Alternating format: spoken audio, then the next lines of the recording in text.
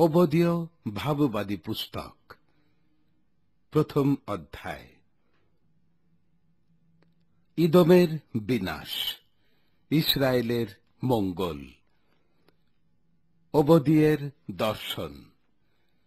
প্রভু সদাপ্রভু ইদোমের বিষয়ে এই কথা কহেন, আমরা সদাপ্রভুর নিকট হইতে বার্তা শুনিয়াছি এবং জাতিগণের কাছে এক দূত প্রেরিত হইয়াছে। তোমরা উঠো, চলো, আমরা তাহার বিপক্ষে যুদ্ধ করণার্থে উঠিয়া যাই। দেখো, আমি তোমাকে জাতিগণের মধ্যে ক্ষুদ্র করিয়াছি। তুমি নিতান্ত অবজ্ঞার পাত্র। হে শৈলদরীবাসী, হে উচ্চস্থানবাসী, তোমার অন্তঃকরণের অহংকার তোমাকে বঞ্চনা করিয়াছে। তুমি মনে মনে কহিতেছ, কে তোমাকে ভূমিতে নামাইবে? তুমি যদ্যপি ঈগল পক্ষীর ন্যায় উচ্চে আরোহণ করো, যদ্যপি তারাগণের মধ্যে তোমার বাসা স্থাপিত হয়, তথাপি আমি তোমাকে তথা হইতে নামাইব, ইহা সদাপ্রভু কহেন। তোমার নিকটে যদি চোরেরা আইসে, রাত্রিকালীন বিনাশকেরা আইসে, তুমি কেমন উচ্ছিন্ন হইলে?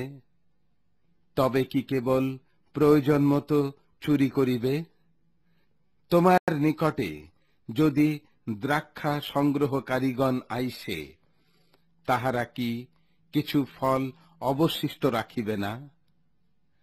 এসৌর সম্পত্তি কেমন অন্বেষণ করা গিয়াছে, তাহার গুপ্তধনের কেবল অনুসন্ধান হইয়াছে।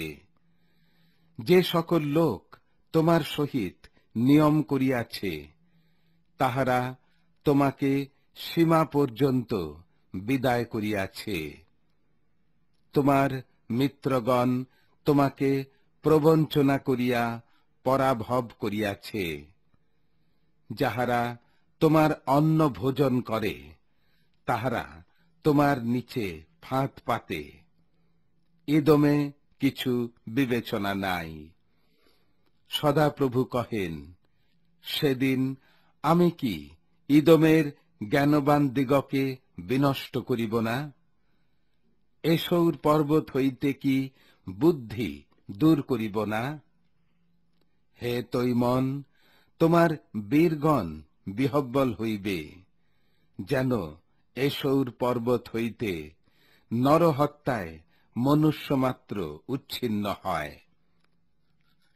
তোমার ভ্রাতা যাকবের প্রতি কৃত দৌরাত্ম্য প্রযুক্ত তুমি লজ্জায় আচ্ছন্ন হইবে ও চিরকালের জন্য উচ্ছিন্ন হইবে।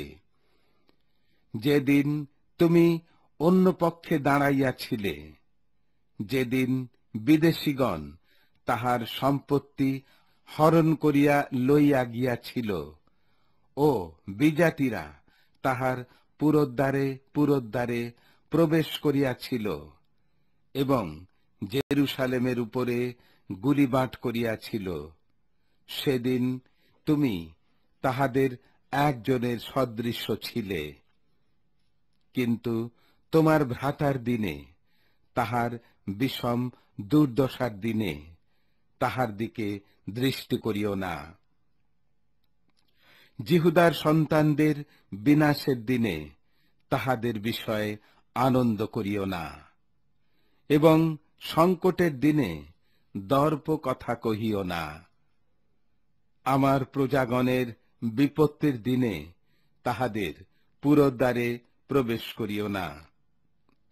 তুমি তাহাদের বিপত্তির দিনে তাহাদের অমঙ্গলের দিকে দৃষ্টি করিও না, এবং তাহাদের বিপত্তির দিনে তাহাদের সম্পত্তিতে হস্তক্ষেপ করিও না।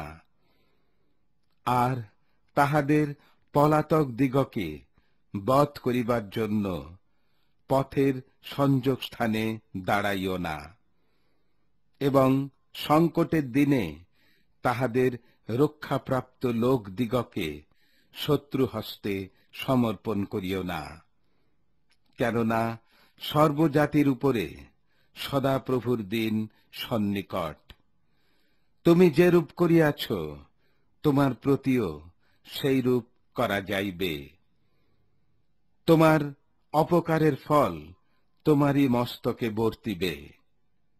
কেননা আমার পবিত্র পর্বতে তোমরা যেরূপ পান করিয়াছ, তদ্রূপ সমুদয় জাতি নিত্য পান করিবে। পান করিতে করিতে গিলিবে, পরে অজাতের ন্যায় হইবে।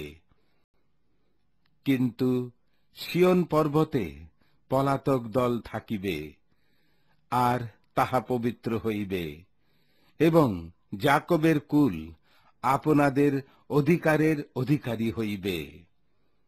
আর যাকবের কুল অগ্নি ও যোসেফের কুল শিখা, আর এসৌর কুল নাড়াস্বরূপ হইবে।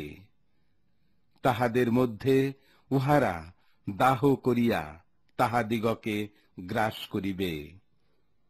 তাহাতে এসৌর কুলে রক্ষাপ্রাপ্ত কেহ থাকিবে না, কারণ সদাপ্রভু ইহা বলিয়াছেন।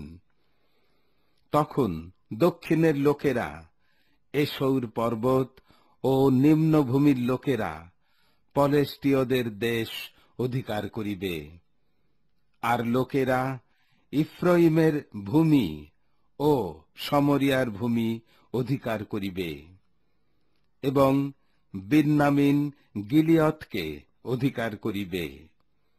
আর ইসরায়েল সন্তানদের নির্বাসিত সৈন্য সারিফত পর্যন্ত কনানীয়দের দেশ অধিকার করিবে, এবং জেরুসালেমের যে নির্বাসিত লোকেরা সফারদে আছে, তাহারা দক্ষিণের নগর সকল অধিকার করিবে। আর এসৌর পর্বতের বিচার করণার্থে নিস্তার কর্তৃগণ সিয়ন পর্বতে উঠিবে, এবং রাজ্য সদাপ্রভুর হইবে।